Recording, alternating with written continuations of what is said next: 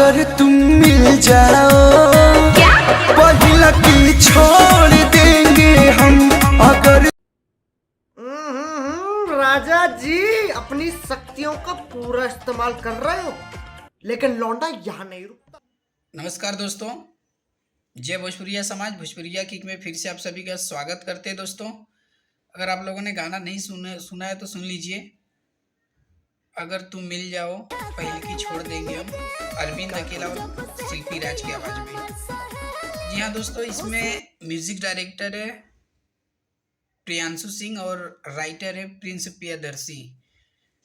जी हाँ, बहुत ही अच्छा सॉन्ग है। मात्र 2 दिन में 3 मिलियन क्रॉस हो गया है। और भोजपुरी के चॉकलेटी बॉय कल्लू जी बहुत ही सुंदर गाते हैं। आप लोग जाइए कल्लू म्यूजिक वर्ल्ड पर, गाना का आनंद लीजिए। अगर आप लोग कल्लू म्यूजिक वर्ल्ड को सब्सक्राइब नहीं किए तो दोस्तों प्लीज़ सब्सक्राइब कर लीजिए, लाइक कर लीजिए, कमेंट जरूर करिएगा दोस्तों। लीजिए गाना सुन लीजिए, आप डिस्प्ले पर बज रहे हैं।